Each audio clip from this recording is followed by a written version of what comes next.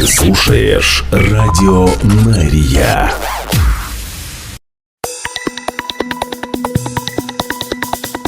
Сегодня 10 марта. В прямом эфире на Радио Мария главные новости Израиля. Здравствуйте. Мы начинаем.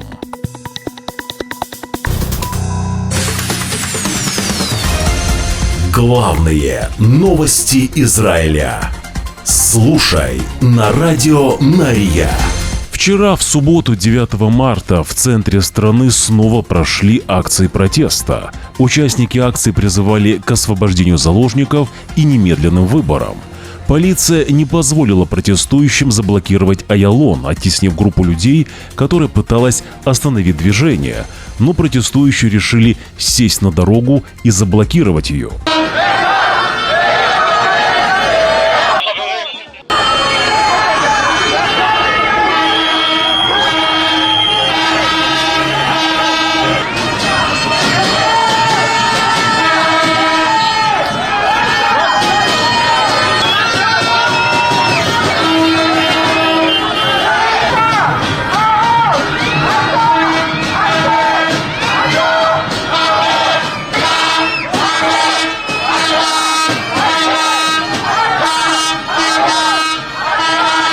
Антиправительственные демонстранты позже разошлись, поскольку командир полиции пригрозил начать аресты. Покидая место инцидента, активисты кричали полиции, что она работает на министра национальной безопасности Итамара Бен-Гвира. Добавлю, что в этот раз правоохранители не использовали водометы, после того, как ее подвергли критике на прошлой неделе. Также, по данным стражей порядка, был арестован протестующий, который использовал дымовую шашку. Главные новости Израиля. Сотни протестующих, призывающих к немедленной сделке по освобождению заложников и выборам в Израиле для замены правительства, собрались и возле резиденции президента Израиля Ицхака Герцога в Иерусалиме, готовясь к еженедельному маршу к официальной резиденции премьер-министра Биньямина Нетаньяху. Далее к другим событиям. Представитель военного крыла террористов Хамас заявил, что главным приоритетом группировки, цитирую, является полное прекращение агрессии против нашего народа и вывод израильских войск из сектора Газа. Но израильская сторона уклоняется от наших требований. Мы все еще находимся в контакте с посредниками и прилагаем усилия, чтобы достичь соглашения на наших условиях, говорят террористы. Вражеские израильские пленные страдают так же, как и страдают наши люди. В основном они страдают от нехватки еды и лекарств, обезвоживания и болезней. Сейчас мяч на израильской стороне, и они могут спасти ситуацию, добавила группировка Хамас.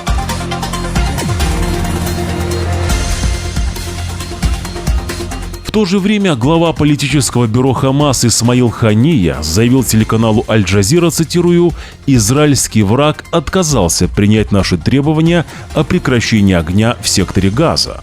В ответ представитель ЦАЛЯ прокомментировал, что лидеры Хамаса по-прежнему озабочены одним – своим выживанием и условиями, в которых они живут.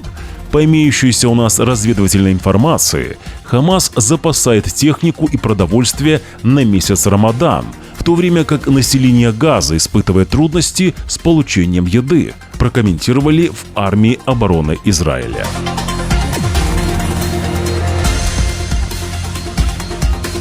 Представитель ЦАЛЯ Даниэль Агари заявил, что военные усиливают подготовку к Рамадану, который начинается сегодня, 10 марта, и готовятся ко всем возможным сценариям на всех аренах. Цитирую. Хамас препятствует соглашению и действует вопреки тому, что предлагали посредники. Отказываясь от соглашения, Хамас препятствует гуманитарному прекращению огня и продолжает увеличивать страдания населения Газы, добавил представитель ЦАЛЯ Даниэль Агари. Главные новости Израиля. Израиль полагает, что Лига арабских государств и палестинцы работают над инициативой, направленной на то, чтобы попытаться отстранить Израиль от участия в Генеральной ассамблее ООН, лишив Израиль права участвовать в дебатах и голосованиях Генеральной ассамблеи. Об этом сообщает 12-й канал в выпуске «Хадашот». В нем говорится, что Министерство иностранных дел Израиля полагает, что эта инициатива будет приурочена к надвигающейся операции Цаля против Хамаса в Рафехе, цитирую. «Если они действительно попытаются добиться отстранения Израиля от участия в Генеральной Ассамблее ООН, это перейдет красную линию», заявил 12-му телеканалу Гилад Эрдан, посол Израиля в ООН. Израиль будет вынужден ответить решительно и предпринять такие шаги, как закрытие штаб-квартиры ООН в Иерусалиме.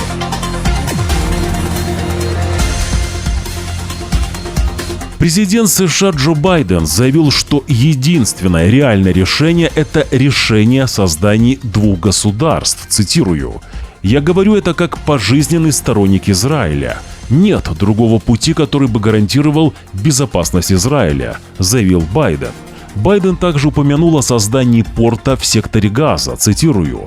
«Американских войск на месте не будет. Израилю необходимо понять, что гуманитарная помощь не может быть разменной монетой. Спасение жизни невинных людей должно быть приоритетом», добавил американский лидер.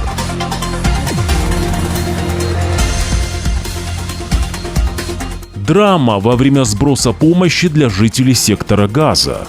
Сообщается, что 5 человек лишилось жизни и около 20 ранены во время того, как самолеты сбрасывали ящики с гуманитарной помощью на лагерь в секторе Газа.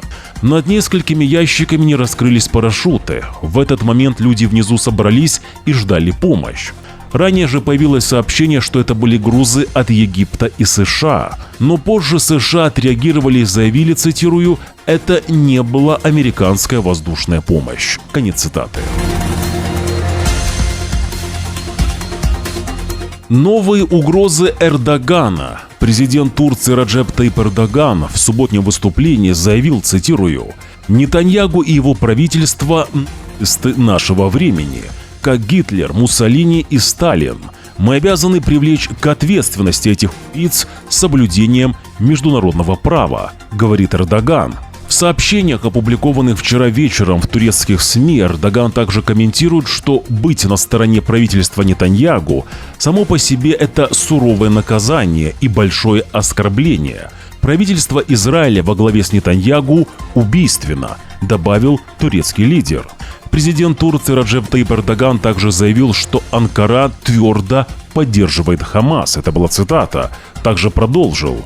«Никто не может заставить нас квалифицировать Хамас как террористическую организацию», заявил Эрдоган в своей речи в Стамбуле. Турция – это страна, которая открыто разговаривает с лидерами Хамаса и твердо их поддерживает. Это были слова турецкого президента Раджеп Таyyипа Эрдогана.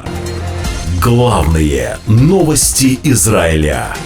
Глава агентства ООН по делам палестинских беженцев в секторе Газа Филипп Лазарини, который последние недели жаловался на приостановку финансовых поступлений в его агентство, заявил, что он осторожно оптимистичен по поводу того, что скоро все больше стран будут возобновлять финансирование агентства ООН для помощи палестинским беженцам.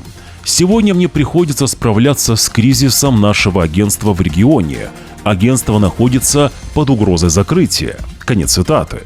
Напомню, что членов агентства ООН в Газе Израиль обвиняет в сотрудничестве с Хамасом. Под офисом агентства ООН в Газе находилось помещение Хамаса, а сотрудники агентства принимали участие в нападении на Израиль 7 октября. После этого ряд стран прекратили финансирование агентства ООН для помощи палестинским беженцам в секторе Газа, но позже Канада и Швеция заявили, что восстанавливают финансирование. МИД Израиля призвал как Канаду, так и Швецию, цитирую, «не поддерживать организацию, в ряды которой входят сотни членов группировки Хамас». Конец цитаты. Возобновление помощи, согласно заявлению Израиля, показывает, что Канада и Швеция решили игнорировать участие сотрудников агентства в террористической деятельности.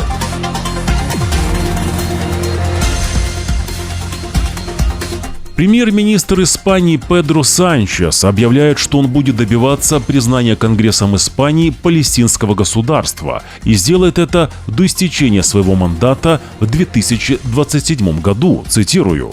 «Мы сделаем это по моральным убеждениям, потому что это справедливое дело», а также потому, что это единственный способ, которым два государства, Израиль и Палестина, могут жить вместе и существовать в мире и безопасности, добавил премьер-министр Испании. Напомню, что ранее премьер-министр Испании Педро Санчес говорил, что у него серьезные сомнения по поводу законности продолжающейся войны Израиля с Хамасом в секторе Газа. В субботу 2 человека были лишены жизни на заправочной станции в южном городе Арад. Об этом сообщает полиция и медики. По данным правоохранителей, инцидент связан с преступной деятельностью.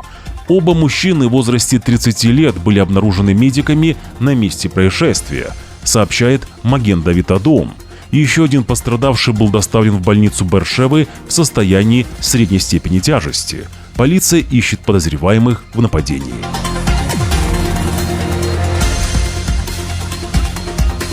Продолжаем главные новости Израиля в прямом эфире на радио Нария. Нашей радиостанции нужна ваша поддержка.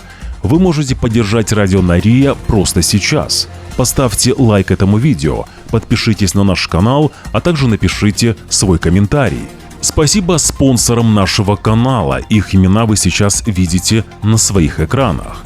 Напомню, что на наш официальный YouTube-канал осуществляют атаки недоброжелатели. Чтобы не потерять связь с нами, мы создали и резервный YouTube-канал. Ссылка на него будет в первом закрепленном комментарии под этим видео. Если мы не сможем выйти в эфир на нашем основном канале, на котором вы сейчас смотрите эти новости, эфиры начнут выходить на резервном YouTube-канале. Подпишитесь и на него прямо сейчас. Правда, о которой мы говорим, многим не нравится. Главные новости Израиля. Полиция Израиля сообщила, что арестовала нескольких подозреваемых, которые, по их мнению, были причастны к лишению жизни 33-летней Одии Габай прошлой ночью в городе Хайфа. Полиция сообщает, что Габай была лишена жизни во время потасовки в ночном клубе Хайфы, где она работала барменом. Правоохранители говорят, что погибшая, мать 5 детей, не была причастна к потасовке и, видимо, случайно попала под огонь. Женщина работала в ночном клубе, чтобы прокормить детей, рассказывают знакомые погибшей. Полиция будет требовать продления содержания подозреваемых под стражей в суде.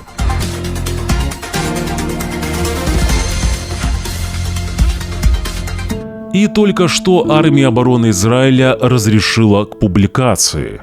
В ЦАЛе сообщают, что Амишар бен Давид пал в бою на юге сектора Газа в прошлую пятницу. Бен Давид, которому было 43 года, служил начальником командного пункта в 89-й бригаде специального назначения. Светлая память.